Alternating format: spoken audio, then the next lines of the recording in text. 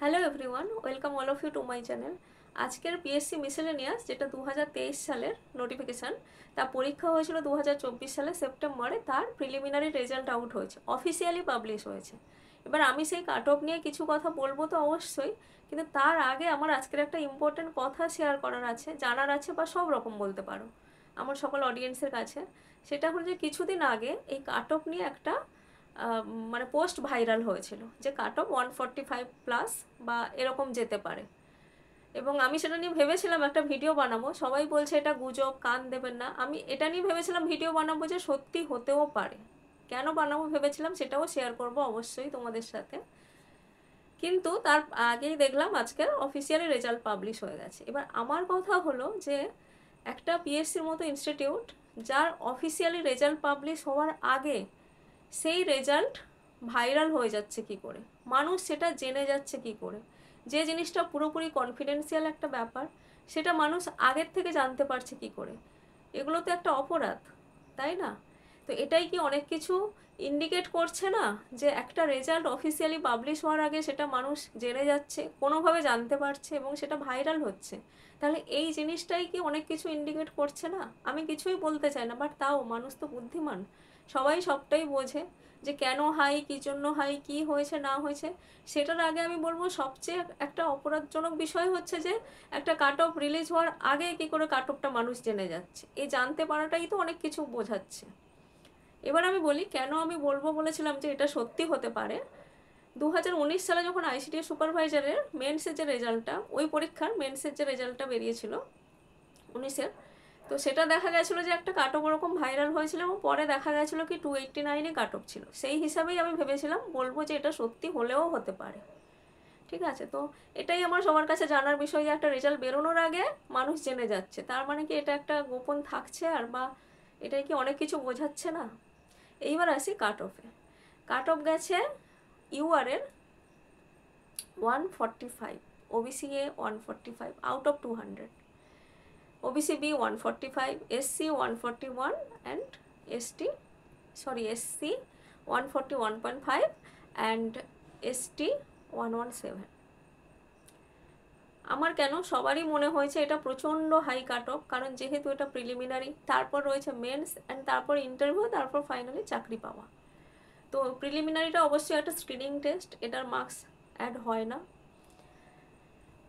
এটা কেউ এক্সপেক্টও করেনি। আগে অনেক কাট অফের ভিডিও আছে ইউটিউবে, বা প্রিভিয়াস যত 2020 2022-এর কাট অফে যা দেখা গেছে, এর আগে কখনো 116 118-র আগে কখনো তো যায়নি।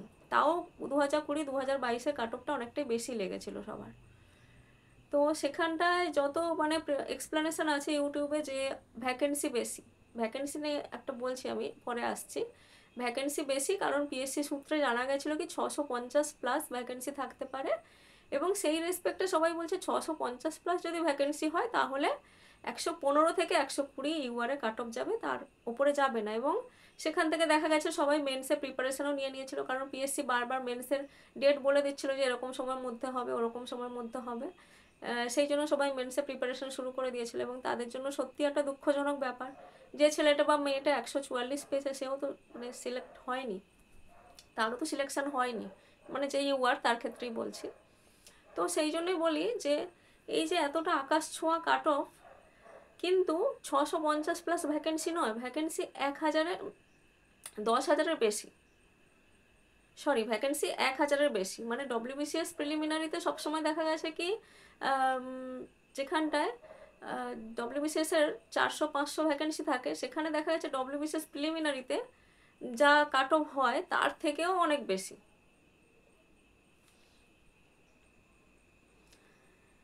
তো তার থেকেও অনেকটা বেশি।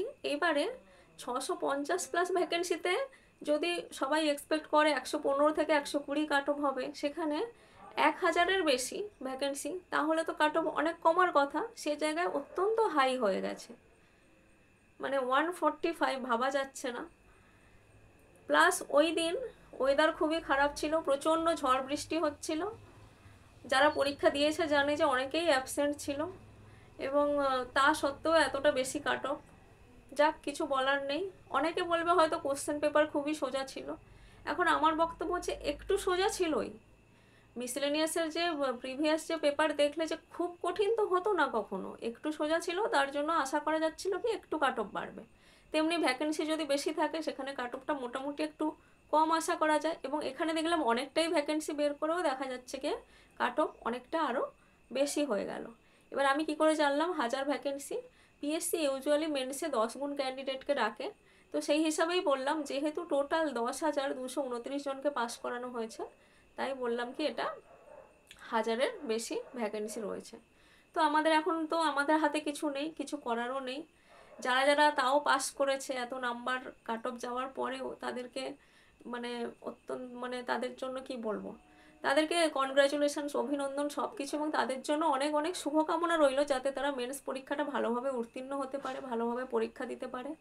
আর যারা পাস করেনি তাদের জন্যে খুবই আমি নিজেও খুবই হতাশ, আমি নিজেও পাস করিনি, কি বলবো তাদের জন্য, আমি নিজে সহমর্মী বলা যায়।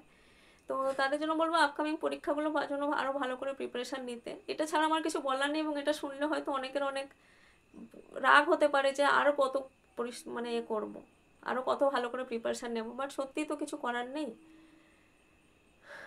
আর ক্লার্কশিপ যারা দিয়েছো তাদের জন্য বলি তারাও মেন্টালি প্রিপেয়ার থেকো যে অত্যন্ত হাই কাট অফ যাবে, যতই কোশ্চেন কঠিন হোক না কেন, কঠিন হোক সহজ হোক, ভ্যাকেন্সি বেশি থাকুক কম থাকুক, সবেতেই দেখছি আজকাল একটা আকাশ ছোঁয়া কাট অফ চলে যাচ্ছে। কি রেলওয়ে, কি সেন্ট্রালে অন্যান্য পরীক্ষা, সিজিএল, কি স্টেটের পরীক্ষা, সমস্ত কিছুতে।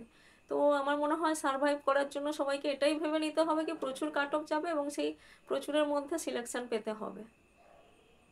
তো ভালো করে পড়াশোনা করতে থাকো। এই কাট অফ নিয়ে তো আমাদের আর কিছু করার নেই যে কেন গেল, কি করতে হবে না করতে হবে। তো মিসেলেনিয়াসটাও একটা ওবিসি ইস্যুর জন্য আটকে রয়েছে, সে যে কবে সমাধান হবে মিসেলেনিয়াস 2024-এর যেটা, সেটা জানা নেই। তবু আমি বলবো সবাই ভালো করে প্রিপারেশানটা চালিয়ে যাও, যাতে কিছু না কিছু দেখাবে, লেগে থাকলে কিছু না কিছু যদি হয়। থ্যাংক ইউ সবাইকে।